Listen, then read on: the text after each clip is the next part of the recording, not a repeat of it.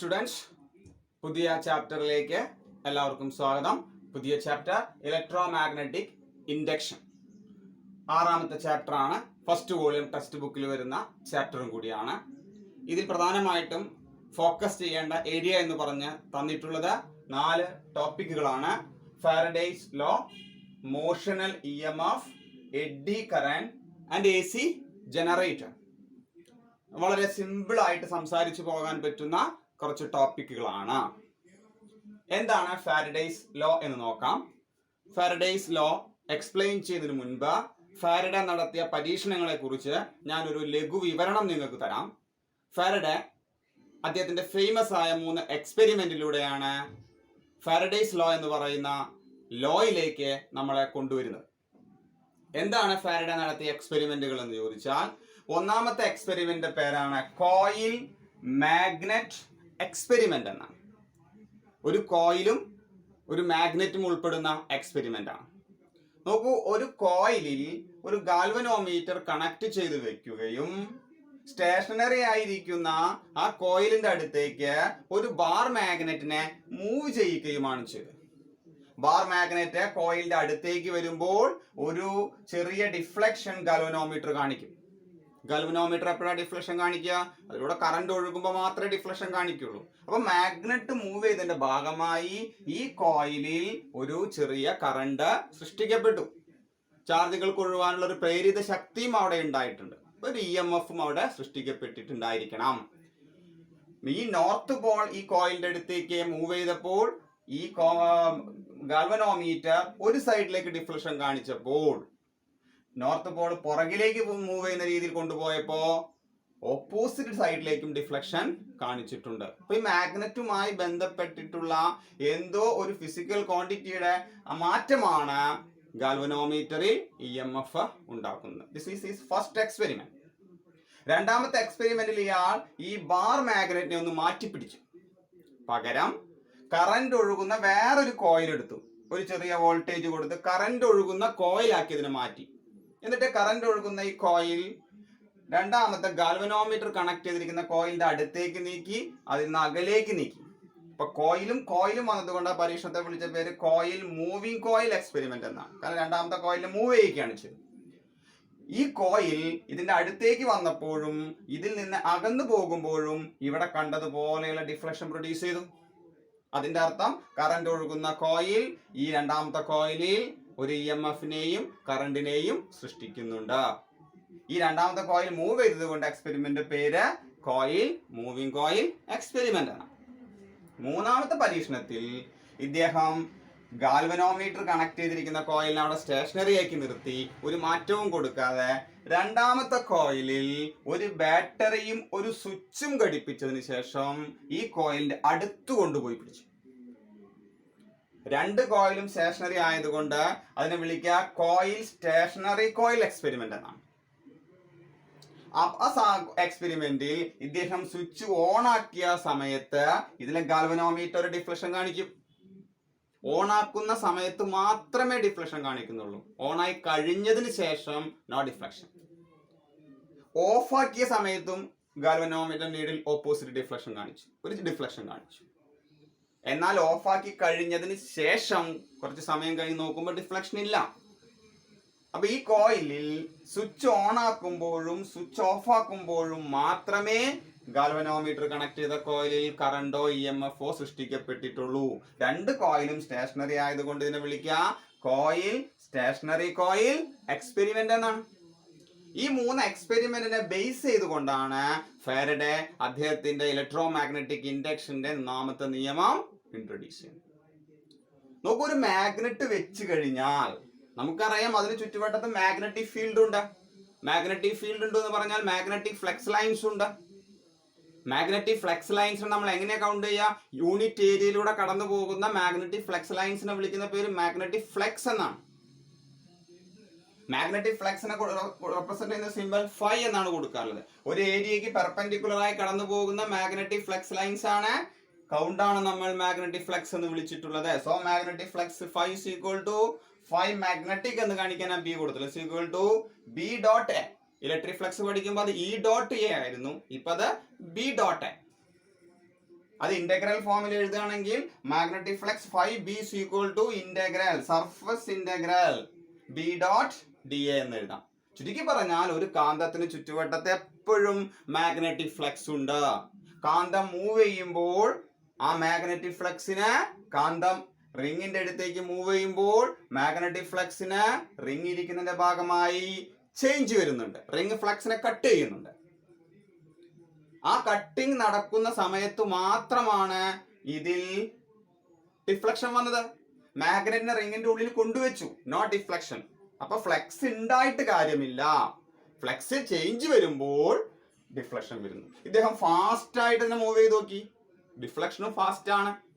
Fast ആയിട്ട് move ചെയ്യുക പറഞ്ഞാൽ അർത്ഥം സമയം ചെറുതാക്കിയാൽ ഡിഫ്ലക്ഷൻ, ഇൻഡ്യൂസ്ഡ് EMFന്റെ വിലയും കറണ്ടിന്റെ വിലയും കൂടുതലാണ്. അപ്പൊ സമയവുമായിട്ട് അതിന് ബന്ധമുണ്ട്. ചെറിയ കാന്തത്തിന് പകരം വലിയ കാന്തം വെച്ചുകൊണ്ട് ഈ പരീക്ഷണം ചെയ്ത് നോക്കി. വലിയ കാന്തം എന്ന് പറഞ്ഞാൽ ഫീൽഡ് കൂടുതൽ, ഫ്ലക്സ് കൂടുതൽ എന്ന അർത്ഥം. അപ്പൊ നിങ്ങൾക്ക് ഇവിടെ കിട്ടുന്ന ഡിഫ്ലക്ഷനും കൂടും. അപ്പൊ മാഗ്നറ്റിക് ഫ്ലക്സ് ഒരു കാന്തത്തിന് ചുറ്റുവട്ടത്ത് എപ്പോഴും ഉണ്ട്.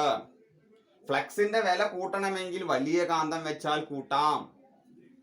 ആ ഫ്ലക്സ് ഇതിന്റെ ഉള്ളിൽ കൊണ്ടുവെക്കുന്നത് കൊണ്ട് ഒരു ഇൻഡ്യൂസ്ഡ് EMF ഉണ്ടാകുന്നില്ല, ഒരു കറന്റ് ഉണ്ടാകുന്നില്ല. പക്ഷെ കാന്തം നിങ്ങൾ മൂവ് ചെയ്യിച്ചാൽ, ഫ്ലക്സിൽ മാറ്റം വരുത്തിയാൽ അപ്പൊ ഇൻഡ്യൂസ്ഡ് EMF ഉണ്ടാവും.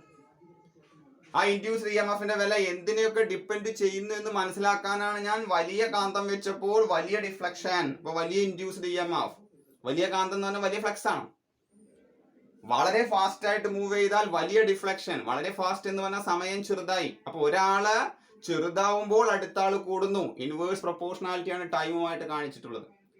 ഈ രണ്ട് ഘടകങ്ങളെയാണ് ഡിപ്പെൻഡ് ചെയ്യുന്നത് എന്ന് ഈ പരീക്ഷണത്തിൽ തന്നെ മനസ്സിലാക്കാം. നോക്കൂ, മാഗ്നറ്റ് മാറ്റി കോയിൽ വെച്ചപ്പോഴോ ഇത് കറന്റ് ഒഴുകുന്ന ഒരു കോയിലാണ്, ഇവിടെ കാന്തമില്ല. പക്ഷെ നമുക്കറിയാം കറന്റ് ഒഴുകുന്ന കണ്ടക്ടറുകളെല്ലാം അതിന് ചുറ്റുവട്ടത്തൊരു മാഗ്നറ്റിക് ഫീൽഡ് ഉണ്ടാക്കും. അപ്പൊ ഒരു ബാർ മാഗ്നറ്റ് വെച്ചതിന് തുല്യമാണ് കറന്റ് ഒഴുകുന്ന ഒരു കോയിൽ വെച്ചാൽ. അപ്പൊ ബാർ മാഗ്നറ്റ് മൂവ് ചെയ്യുന്നതിന് തുല്യമാണ് കറന്റ് ഒഴുകുന്ന കോയിൽ മൂവ് ചെയ്യുക എന്ന് പറഞ്ഞാൽ അർത്ഥം. ഇപ്പൊ രണ്ടും ഇക്വിലന്റ് ആണ്. മൂന്നാമത്തെ എക്സ്പെരിമെന്റിൽ സ്റ്റേഷനറി കോയിൽ ആക്കിയതിനെ മാറ്റി. മൂവ് ചെയ്യുന്ന കോയിൽ വേറെ സ്റ്റേഷനറി കോയിൽ. ഇനി എന്താ ചെയ്യുന്നത്? ഒരു സ്വിച്ച് എക്സ്ട്രാ കൊടുത്തിരിക്കുന്നു. സ്വിച്ച് ഓൺ ആക്കുന്ന സമയത്ത് അതുവരെ കറണ്ട് 0, പെട്ടെന്ന് സ്വിച്ച് ഓൺ ആക്കി കറണ്ട് മാക്സിമത്തിലേക്ക് വന്നു. അപ്പൊ ഇതിലൂടെ ഒഴുകുന്ന കറണ്ട് പെട്ടെന്ന് ചേഞ്ച് വന്നു. പിന്നെ അത് കോൺസ്റ്റന്റാ. കറണ്ട് ചേഞ്ച് ചെയ്യുന്ന സമയത്ത് ഈ റിങ്ങിന് ചുറ്റുവട്ടത്തുള്ള മാഗ്നറ്റിക് ഫീൽഡ് മാറി, മാഗ്നറ്റിക് ഫ്ലക്സ് മാറി. മാഗ്നറ്റിക് ഫ്ലക്സ് മാറിയപ്പോ അപ്പുറത്തെ കോയിൽ ഡിഫ്ലക്ഷൻ വന്നു. പിന്നെ ഒഴുകുന്ന കറണ്ട് കോൺസ്റ്റന്റാ. സ്വിച്ച് ഓൺ ആക്കി കഴിഞ്ഞാൽ ഒഴുകുന്ന കറണ്ട് കോൺസ്റ്റന്റ് എന്ന് പറഞ്ഞാൽ മാഗ്നറ്റിക് ഫ്ലക്സ് കോൺസ്റ്റന്റാ. അപ്പൊ പിന്നെ ഈ കോയിൽ അനങ്ങുന്നില്ലെങ്കിൽ ഫ്ലക്സിൽ മാറ്റമില്ല എന്ന അർത്ഥം വരും. അപ്പൊ ഇവിടെ ഡിഫ്ലക്ഷനും ഇല്ല. അപ്പൊ ഫ്ലക്സ് ഉണ്ടായിട്ട് മാത്രം കാര്യമില്ല, ഫ്ലക്സിൽ മാറ്റം, ചേഞ്ച് ഉണ്ടാകും.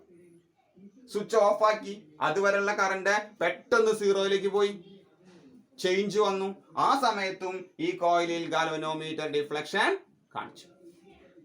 അപ്പൊ ഫ്ലക്സിൽ മാറ്റം ഉണ്ടാകുമ്പോൾ തൊട്ടപ്പുറത്തെ കോയിലുള്ള EMF, ഒരു കറണ്ട് ഉണ്ടാകുന്നതായിട്ട് ഈ പരീക്ഷണത്തിൽ നിന്ന് അദ്ദേഹത്തിന് മനസ്സിലായി. ആ കിട്ടിയ ഇൻഫർമേഷൻ ആണ് ഫാരഡേ ലോ എന്ന് പറയുന്ന രീതിയിൽ ഇൻട്രൊഡ്യൂസ് ചെയ്യുന്നത്. മനസ്സിലായല്ലോ? മാഗ്നറ്റിക് ഫ്ലക്സ് എന്ന ആശയത്തിലൂടെയാണ് ഫാരഡേ ലോ ഫോർമുലേറ്റ് ചെയ്തെടുക്കുന്നത്. അവർ first topic, Faraday's law of electromagnetic induction. Based on the experiment conducted, Faraday introduced a law which is known as Faraday's law of electromagnetic induction. നോക്കൂ, ഒരു റിങ്ങുമായി, ഒരു കോയിലുമായി ബന്ധപ്പെട്ട ഫ്ലക്സിൽ മാറ്റം വരുമ്പോൾ ആ കോയിലിൽ ഒരു ഇൻഡ്യൂസ്ഡ് EMFോ കറന്റോ ഉണ്ടാകുന്നതായിട്ടാണ് ഈ പരീക്ഷണത്തിൽ നമ്മൾ കണ്ടത്. ഇൻഡ്യൂസ്ഡ് EMFനെ റെപ്രസെന്റ് ചെയ്യുന്ന സിംബൽ E ആണ്. അത് മാഗ്നറ്റിക് ഫ്ലക്സ് ചേഞ്ച് ചെയ്യുന്നതിന് നേരനുപാതത്തിലാണ്. മാഗ്നറ്റിക് ഫ്ലക്സ് ചേഞ്ച് ചെയ്യുന്നത് വലുതാണെങ്കിൽ ഇൻഡ്യൂസ്ഡ് EMF വലുതാണ്. മാഗ്നറ്റിക് ഫ്ലക്സ് ചേഞ്ചിന്റെ കൂടെ ഇൻഡ്യൂസ്ഡ് EMF സമയവുമായിട്ട് കാണിക്കുന്ന റിലേഷൻ ഇങ്ങനെയുമാണ്. കാരണം വളരെ ഫാസ്റ്റ് ആയിട്ട് മൂവ് ചെയ്യുക എന്ന് പറഞ്ഞാൽ അർത്ഥം സമയം ചെറുതായാൽ ഇൻഡ്യൂസ്ഡ് EMF വലുതാണ്. Their relation is inversely proportional. So induced EMF is inversely proportional to 1 by the time change. Combining both, you can write E proportional to d phi by dt. That means induced EMF is directly proportional to rate of change of magnetic flux with the time. Magnetic flux നെ വേണമെങ്കിൽ ഇവിടെ 5B എന്ന് വിളിക്കാം. Magnetic എന്ന് കാണിക്കാം. Electric fluxുമായി confusion വരണ്ട. So induced EMF, magnitude of induced EMF is directly proportional to d phi by dt. ഈ proportionality കോൺസ്റ്റന്റിന്റെ value നമുക്ക് 1 എന്ന് കിട്ടുന്നത് കൊണ്ട് E ഈക്വൽ ടു ഇങ്ങനെയും എഴുതാം d phi by dt. Magnetic. This is Faraday's law. If there is n turns in the coil, you can change this equation E equal to n into d phi by dt. And this is the form of Faraday's law. Induced EMF equal to n into d phi by dt. That means you can state this equation like this. Faraday's law states that the magnitude of induced EMF is directly proportional to rate of change of magnetic flux with time. ഒരു കോയിലുമായി ബന്ധപ്പെട്ട് കിടക്കുന്ന ഫ്ലക്സിൽ change ഉണ്ടായാൽ induced EMF ഉണ്ടാകുമെന്നും ആ induced EMFന്റെ value എന്ന് പറയുന്നത് rate of change of magnetic ഫ്ലക്സിന് തുല്യമായിരിക്കും എന്നുള്ളതാണ് ഫാരഡേസ് ലോ. വേണമെങ്കിൽ ഫാരഡേസ് ലോ രണ്ട് പാർട്ടായിട്ട് പറയാട്ടോ. ഒന്ന് നമ്മളുടെ എക്സ്പെരിമെന്റുമായി ബന്ധപ്പെട്ട കാര്യം പറയാം. When magnetic flux linked with a coil, a ring changes, an EMF is induced in it. A current is induced in it. That EMF is called induced EMF. This is the first part of Faraday's law. ഒരു റിങ്ങുമായിട്ടോ കോയിലുമായിട്ടോ ബന്ധപ്പെട്ട് വരുന്ന ഫ്ലക്സിൽ മാറ്റം ഉണ്ടായാൽ അതിലൊരു induced EMFോ കറന്റോ ഉണ്ടാകും. Second പാർട്ടാണ് അതിന്റെ law എന്ന് പറയുന്നത്. യഥാർത്ഥത്തിൽ സെക്കൻഡ് പാർട്ട് എന്താണ്? അങ്ങനെ ഉണ്ടാകുന്ന ഇൻഡ്യൂസ്ഡ് EMF എന്ന് പറയുന്നത് the magnitude of induced EMF that is proportional to or equal to rate of change of magnetic flux with time. If there is n turns in the coil, induced EMF is equal to E equal to n into d phi by dt. Okay, this is Faraday's law of electromagnetic induction. പുതിയ topic Lenz's law. Next topic is Lenz's law. എന്താണ് Lenz's law നമ്മളോട് പറയുന്നത്? Faraday ലോയിൽ നിന്ന് lenses ലോയ്ക്കുള്ള വ്യത്യാസം എന്താണ്? Lenz's law is also known as law of conservation of energy. ഊർജ സംരക്ഷണത്തിന്റെ വേറെ രൂപം കൂടിയാണ് ലെൻസസ് ലോ എന്നാണ് പറയുന്നത്. നോക്കൂ, ഞാൻ ആദ്യത്തെ ഫാരഡയുടെ എക്സ്പെരിമെന്റ് ഇതായിരുന്നു. There is a coil, there is a ring connected to galvanometer, and there is a bar magnet. When bar magnet is moving towards the ring, it produces an induced EMF and current in the circuit. Galvanometer show a deflection. നമ്മൾ കണ്ടതാണ്. നിങ്ങൾ മാഗ്നറ്റിന്റെ north പോളാണ് ഈ റിങ്ങിന്റെ അടുത്തേക്ക് move ചെയ്യുന്നതെങ്കിൽ നിങ്ങൾക്ക് Faraday law ഉപയോഗിച്ചുകൊണ്ട് പറയാൻ പറ്റുന്നത് ഇതിലൊരു കറന്റ് ഉണ്ടാകുമെന്ന് മാത്രമാണ്. ആ കറണ്ട് വേണമെങ്കിൽ ക്ലോക്ക് വൈസ് ഡയറക്ഷനിൽ ഒഴുകാം, അതല്ലെങ്കിൽ അതിന് ആന്റി ക്ലോക്ക് വൈസ് ഡയറക്ഷനിലും ഒഴുകാം. രണ്ട് പോസിബിലിറ്റി അവിടെയുണ്ട്. ഏത് ഡയറക്ഷനിൽ ആ കറന്റ് ഒഴുകും എന്നുള്ളതാണ് ലെൻസസ് ലോ നമ്മളോട് പറയുന്നത്. അത് പ്രകൃതിയിലെ ഊർജ സംരക്ഷണ നിയമത്തിനനുസരിച്ച് മാത്രമേ നടക്കുന്നുള്ളൂ. When you move north pole of a magnet towards the ring, the current produced in the ring will be definitely anti-clockwise direction. നോക്കൂ, നിങ്ങൾ കാന്തത്തിന്റെ നോർത്ത് പോൾ റിങ്ങിന്റെ അടുത്തേക്ക് കൊണ്ടുവന്നാൽ ഇത് ആന്റി ക്ലോക്ക് വൈസ് ഡയറക്ഷനിലെ കറണ്ടിനെ തരികയുള്ളൂ. നോർത്ത് പോളിൽ നിന്ന് മൂവ് ചെയ്ത് അങ്ങോട്ട് പോയാൽ ഇത് ക്ലോക്ക് വൈസ് ഡയറക്ഷനിൽ കറണ്ടിനെ തരും. അതിന് വിരുദ്ധമായിട്ട് അതിൽ കറണ്ട് കിട്ടില്ല. അതിന് കാരണം ഒരു മാഗ്നറ്റിന്റെ നോർത്ത് പോൾ ഇക്വിലിബ്രിയം അവസ്ഥയിൽ ഇരിക്കുന്ന റിങ്ങിലേക്ക് അടുത്തേക്ക് മൂവ് ചെയ്യുമ്പോൾ ഫ്ലക്സിൽ മാറ്റം ഉണ്ടാവുകയും റിങ്ങിന് ചുറ്റുവട്ടത്തെ ഫ്ലക്സ് മാറുകയും ഇവിടെയുള്ള ഇക്വിലിബ്രിയം സ്റ്റേറ്റ് ചാർജുകൾക്ക് ഉണ്ടായിരുന്ന ഇക്വിലിബ്രിയം സ്റ്റേറ്റ് ഒഴിവാവുകയും അതിന്റെ ഭാഗമായി ഇതിലൂടെ ഒരു പ്രത്യേക ഡയറക്ഷനിലെ ചാർജുകൾ മൂവ് ചെയ്യേണ്ട അവസ്ഥ സൃഷ്ടിക്കപ്പെടുകയും ചെയ്തു. കെമിസ്ട്രിയിൽ നിങ്ങൾ ലെഷാറ്റ്ലിയർ പ്രിൻസിപ്പിൾ പഠിക്കുന്നത് പോലെ ഇക്വിലിബ്രിയം സ്റ്റേറ്റിന് മാറ്റം ഉണ്ടാകുമ്പോൾ ആ സ്റ്റേറ്റ് എപ്പോഴും എന്താഗ്രഹിക്കും? ഇക്വിലിബ്രിയം സ്റ്റേറ്റിലേക്ക് തിരിച്ചു പോകാൻ ആഗ്രഹിക്കും. അതേപോലെ ഈ കാന്തത്തിന്റെ മൂവ്മെന്റ് ആണ് ഇതിലെ ചാർജ് കാരിയേഴ്സിനെ യൂണി ഡയറക്ഷണൽ ഫ്ലോയിലേക്ക് കൊണ്ടുപോയത് എന്നുള്ളതിനാൽ ഈ റിംഗ് ഉൾപ്പെടുന്ന സിസ്റ്റം ആഗ്രഹിക്കുന്നത് ഈ കറണ്ടിന്റെ പ്രത്യേക ഡയറക്ഷനിൽ ഒഴുക്കിനെ എങ്ങനെയെങ്കിലും ഒഴിവാക്കണം. എങ്ങനെയെങ്കിലും ഒഴിവാക്കുക എന്ന് പറഞ്ഞാൽ ഇത് എങ്ങനെയാ ഒഴിവാക്കുക? മാഗ്നറ്റ് ഇതിന്റെ അടുത്തേക്ക് വരാണ്ടിരുന്നാൽ മതി, അപ്പൊ അത് ഒഴിവായി കിട്ടും. അപ്പൊ മാഗ്നറ്റ് ഇതിന്റെ അടുത്തേക്ക് വരാതിരിക്കണമെങ്കിൽ മാഗ്നറ്റിന്റെ നോർത്ത് പോളിന്റെ ഇങ്ങോട്ടുള്ള മൂവ്മെന്റിനെ എങ്ങനെയെങ്കിലും തടസ്സപ്പെടുത്തണം. ഒരു മാഗ്നറ്റിന്റെ മൂവ്മെന്റിനെ ഓപ്പോസ് ചെയ്യണമെങ്കിൽ വേറൊരു മാഗ്നറ്റിന്റെ പൊളാരിറ്റി വരണം. അതുകൊണ്ട് ഈ ഒഴുകുന്ന കറണ്ട്, ഇതിലൂടെ ഒഴുകുന്ന കറണ്ട് ഒരു കാന്തത്തെ ഉണ്ടാക്കിയേ പറ്റൂ. നമുക്കറിയാം ഒഴുകുന്ന കറണ്ട് കാന്തത്തിന് തുല്യമാണ്. ഇയാൾ ഉണ്ടാക്കുന്ന കാന്തം ഇവിടെ നോർത്ത് പോളും ഇവിടെ സൗത്ത് പോളും വരുന്ന രീതിയിലാണെങ്കിൽ ഈ നോർത്ത് പോളിനെ അങ്ങോട്ട് പിടിച്ച് റിപ്പൽ ചെയ്യും. ഇങ്ങനെ നോർത്ത് പോൾ ഇവിടെ വരണമെങ്കിൽ ഒഴുകുന്ന കറണ്ട് ആന്റി ക്ലോക്ക് വൈസ് ആയിരിക്കണം. ആന്റി ക്ലോക്ക് വൈസ് കറണ്ടുകളാണ് നമ്മൾ കാണുന്ന ഭാഗത്ത് നോർത്ത് പോൾ വരിക. അതുകൊണ്ട് ഒരു കാന്തത്തിന്റെ നോർത്ത് പോള് ഇങ്ങോട്ട് മൂവ് ചെയ്യുമ്പോൾ ഈ റിങ്ങിൽ ഉണ്ടാകുന്ന കറണ്ട് സെയിം പോൾ ഇവിടെ വരുന്ന തരത്തിലാണ് റിപ്പൽസീവ് ഫോഴ്സിന്റെ ഫലമായി ആ കാന്തത്തെ തിരിച്ചു തള്ളുവാൻ വേണ്ടി അത് ഉപയോഗപ്പെടുത്തുന്നത്. അങ്ങനെ നിൽക്കണമെങ്കിൽ ഇതിലൂടെ ഒഴുകുന്ന കറണ്ട് ആന്റി ക്ലോക്ക് വൈസ് ആവണം. ഇതുകൊണ്ടാണ് ഞാൻ പറഞ്ഞത് ഈ റിങ്ങിൽ ആന്റി ക്ലോക്ക് വൈസ് ഉണ്ടാകുന്നത്. ഇതൊരു പ്രകൃതി നിയമമാണ്. നിങ്ങൾ ഇലക്ട്രോ മാഗ്നറ്റിക് ഇൻഡക്ഷന്റെ ഫലമായി ഒരു ഇൻഡ്യൂസ്ഡ് EMFനെയോ കറണ്ടിനെയോ റിങ്ങിൽ സൃഷ്ടിച്ചാൽ ആ ഉണ്ടാകുന്ന കറണ്ട് ആഗ്രഹിക്കുന്നത് അതിന് കാരണക്കാരനായിട്ടുള്ളത് എന്താണോ അതിനെ എതിർക്കുക എന്നുള്ളതാണ്. It will always oppose the changing magnetic field and produce it. എന്താ ലെൻസസ് ലോ പറയുന്നത്? When a bar magnet is moving towards a ring, it produces a circulating current. Circulating current always like to repel the movement of magnet. എന്ന് വെച്ചാൽ അതിന് കാരണക്കാരൻ ആരാണോ അയാളെ എതിർക്കും. This is called Lenz's law. Lenz's law states that the direction of induced EMF in a circuit in a coil will be always oppose the changing magnetic flux that produce it. ഒരു റിങ്ങിലൂടെ ഒഴുകുന്ന current induced current എല്ലായ്പ്പോഴും ആഗ്രഹിക്കുന്നത് അതിന് കാരണക്കാരനായ ആള് എന്താണോ അതിനെ എതിർക്കുക എന്നുള്ളതാണ്. So the exact form of Faraday law can be written as E equal to minus d phi by dt. n turns ഉണ്ടെങ്കിൽ into n എന്ന് കൊടുക്കാം. And this is called Lenz's law in electromagnetic induction. Lenz's law gives the direction of induced EMF and current. And the law states that induced EMF, that induced current will always oppose the changing magnetic flux that produce it.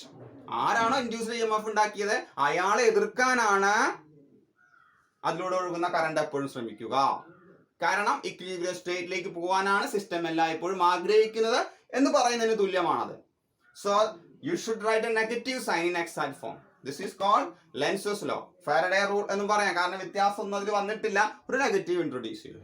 This law is also called law of conservation of energy. കാരണം നിങ്ങൾക്ക് ഇതിൻ്റെ ഉള്ളിൽ induced EMF ഒരു current കിട്ടുക എന്ന് പറഞ്ഞാൽ അർത്ഥം അവിടെ ഇലക്ട്രിക്കൽ എനർജി ഉണ്ടായി എന്നാണ്. ഇലക്ട്രിക്കൽ എനർജിയെ വെറുതെ പ്രൊഡ്യൂസ് ചെയ്യാൻ പറ്റുമോ? ഇല്ല.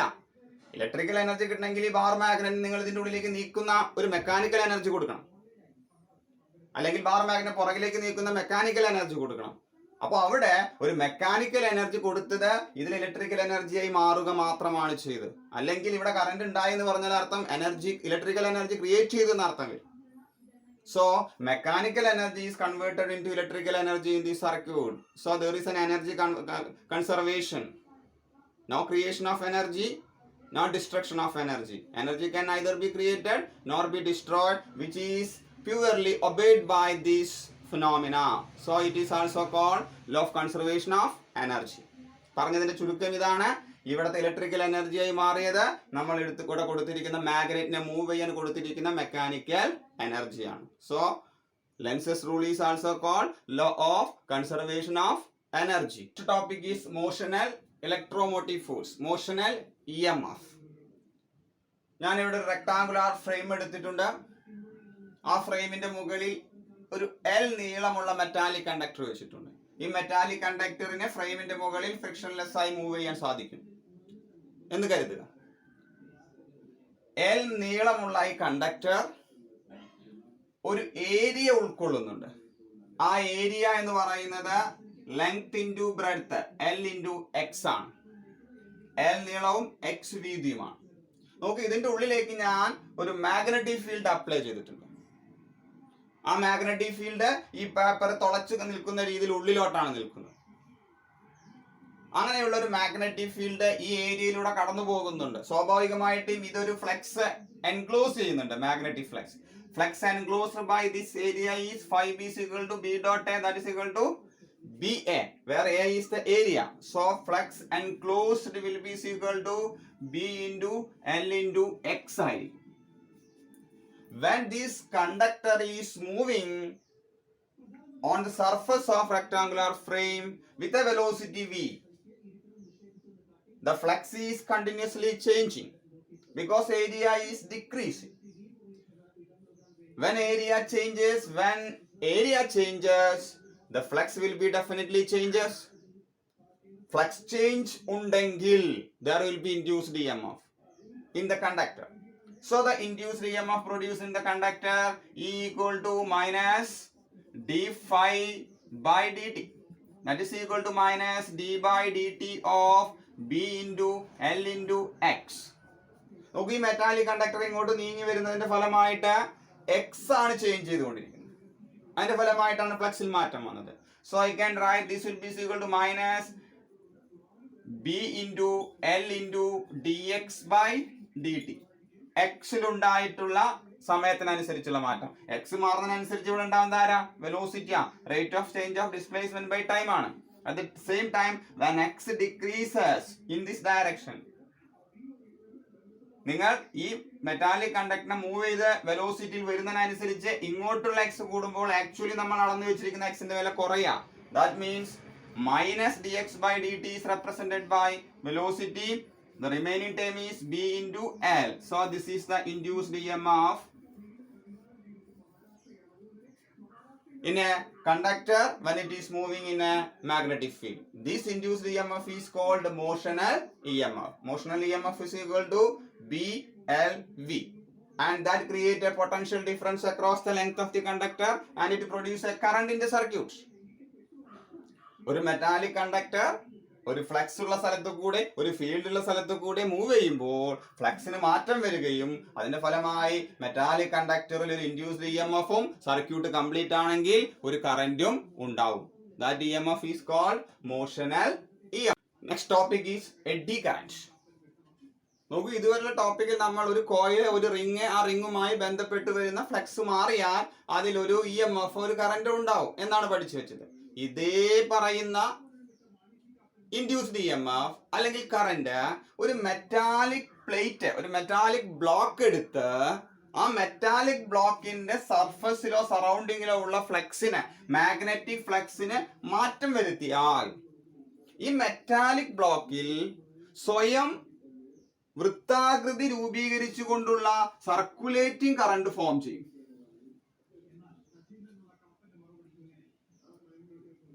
This circulating current produced in a metallic block due to the changing magnetic flux related with the metallic block is known as eddy current.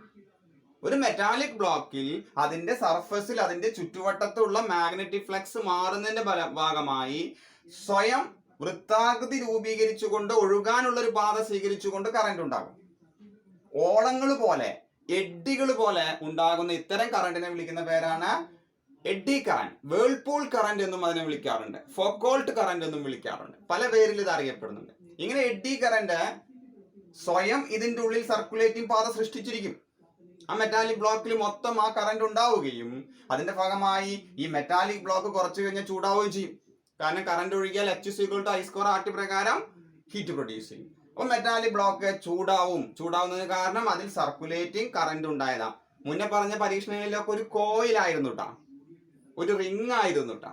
ഇത് ഒരു മെറ്റൽ പ്ലേറ്റ് ആണ്. പ്ലേറ്റിന്റെ ഉള്ളിൽ തന്നെ സർക്കുലേറ്റിംഗ് കറന്റ് ഫോം ചെയ്തിരിക്കും. എപ്പോ? അതിന് ചുറ്റുവട്ടത്തുള്ള മാഗ്നറ്റിക് ഫ്ലക്സ് മാറിയാൽ മതി.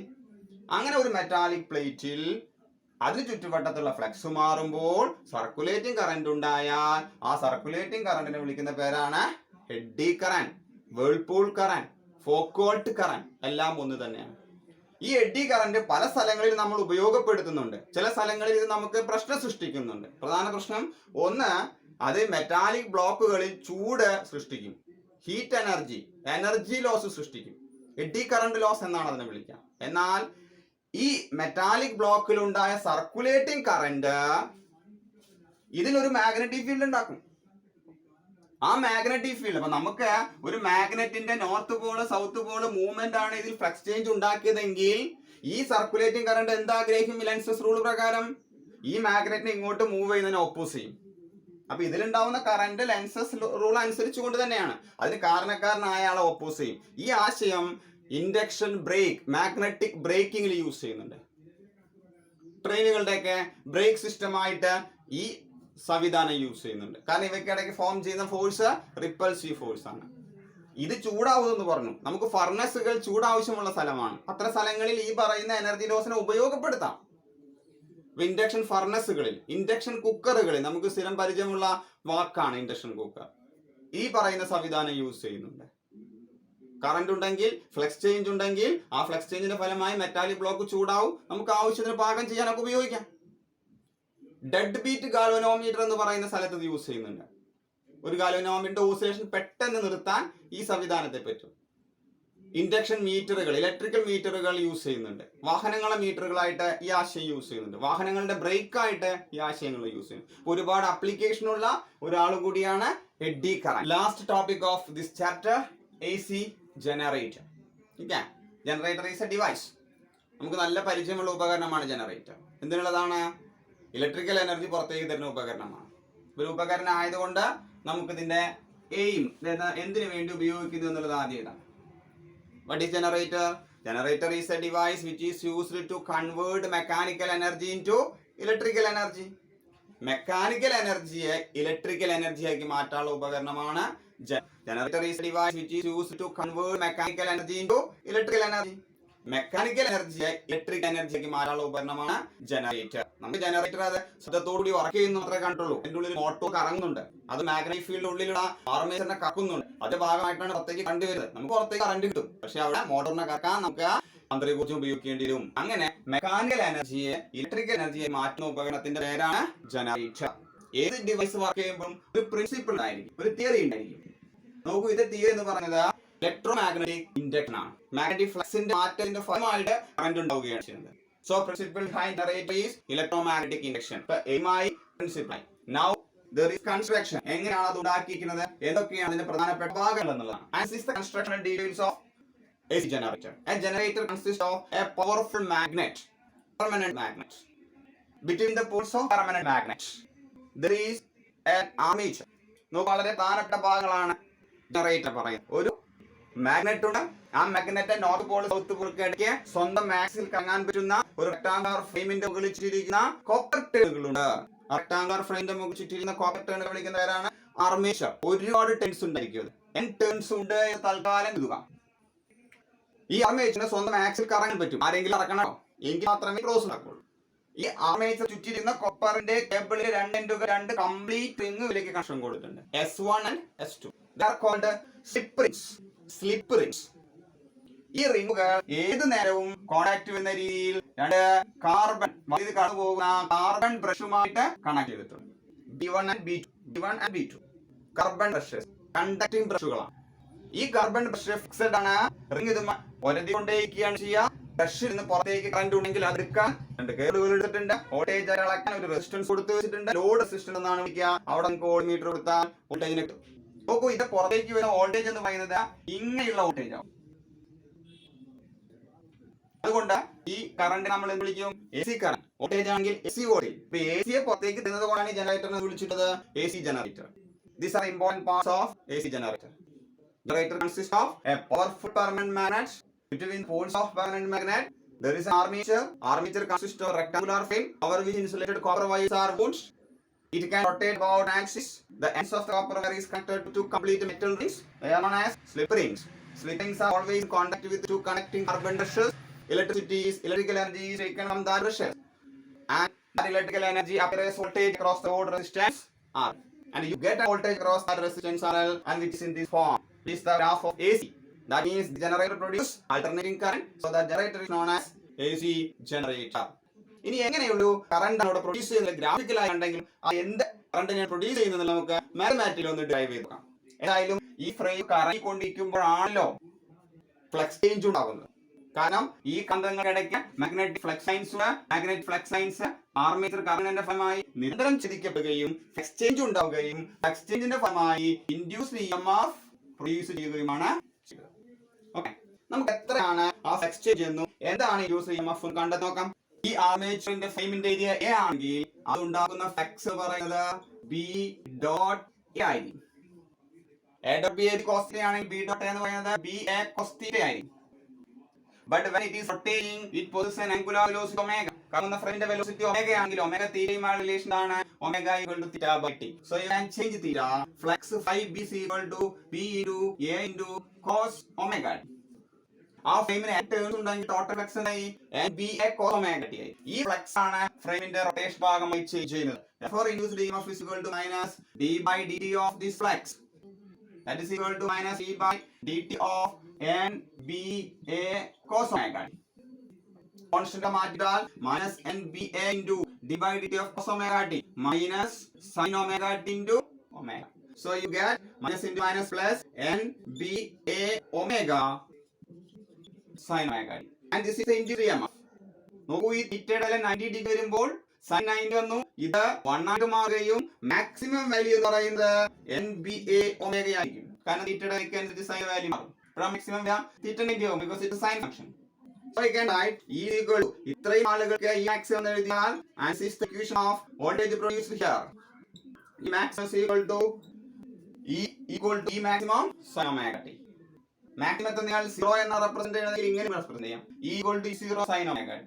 ഇതിനെ റെസിസ്റ്റൻസ് കൊണ്ട് ഹരിച്ചാൽ, കാരണം current is equal to voltage by resistance ആണ്. ഇവിടെ കേസിൽ ഇൻഡ്യൂസ് EMF ബൈ റെസിസ്റ്റൻസ്. ഈ കോപ്പർ കേബിളിന്റെ റെസിസ്റ്റൻസ് R ആണെങ്കിൽ ഇവിടുത്തെ ഇൻഡ്യൂസ് EMF റെസിസ്റ്റൻസ് കൊണ്ട് ഹരിച്ചാൽ കറന്റ് കിട്ടും.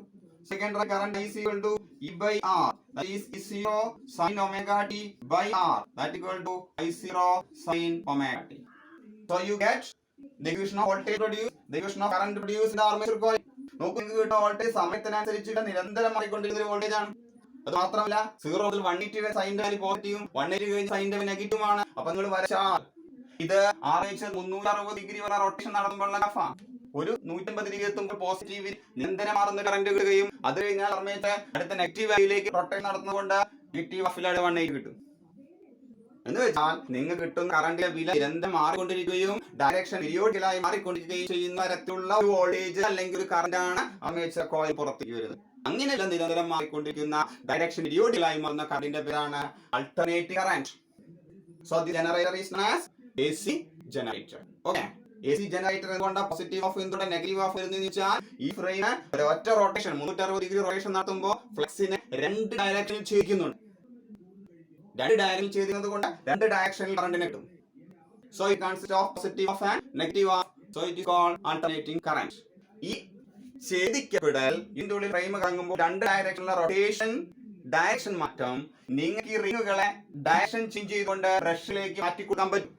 ഈ റിങ്ങുകൾ പകുതി മുറിച്ചിട്ടാണ് ചെയ്യാം. 150 ഡിഗ്രി എങ്ങനെ കഴിയും, 180 ഡിഗ്രി കഴിഞ്ഞ് S2 E1നോടും S1 B2നോടും കണക്കം വരുന്ന അറേഞ്ച്മെന്റ് ഉണ്ട്. റിങ് പകുതിയാകും. അപ്പൊ നിങ്ങൾക്ക് ഇവിടെ ഉണ്ടായ തലതിരിയലിന് ഒരിക്കൽ കൂടി തലതിരിയുന്ന അവസ്ഥ കിട്ടും. അപ്പൊ നിങ്ങൾക്ക് നെഗറ്റീവ് ഹാഫിലെ കറന്റ് പോസിറ്റീവിലേക്ക് ആണെങ്കിൽ പിടിക്കാം. അപ്പൊ നിങ്ങൾക്ക് പോസിറ്റീവ് ഹാഫ് മാത്രം വരുന്ന വോൾട്ടേജുകൾ കറന്റുകൾ കിട്ടും. ഒരു ഹാഫ് മാത്രം ഉള്ളത് അതിനെ DC എന്ന് വിളിക്കാം. അപ്പൊ നിങ്ങൾക്ക് AC ജനറേറ്ററിനെ DC ജനറേറ്റർ എന്ന് പേര് വിളിക്കാം. വരുത്തിയ മറ്റെന്താ, റിങ്ങിന്റെ പകുതി മുറിക്കുക, ഇവിടെ ഒരു റൊട്ടേഷൻ എടുക്കാനും സാധിക്കണം. അപ്പൊ ഇവിടുത്തെ തലതിരിക്കലും കൂടി ക്യാൻസൽ ചെയ്തു പോവുകയും കറണ്ട് പോസിറ്റീവിലേക്ക് വരികയും. It is known as DC generator. പറഞ്ഞു മാത്രമേ ഉള്ളൂ. AC ജനറേറ്ററിനെ DC ജനറേറ്റർ ആക്കി മാറ്റാൻ വേണ്ടി ആകെ എന്തേ ചെയ്യേണ്ടുള്ളൂ, സ്ലിപ്പ് റിങ്ങിന്റെ പകുതി മുറിക്കുക, കോൺടാക്ട് മാറ്റുന്ന അറേഞ്ച്മെന്റ് ആക്കാം. അപ്പൊ ഇങ്ങനെ വിളിക്കുന്ന പേര് സ്പ്ലിറ്റ് റിംഗ് എന്നാണ്. സ്പ്ലിറ്റ് ചെയ്യാൻ AC ജനറേറ്റർ DC ജനറേറ്റർ ആയി മാറും. Okay, that is about the generator.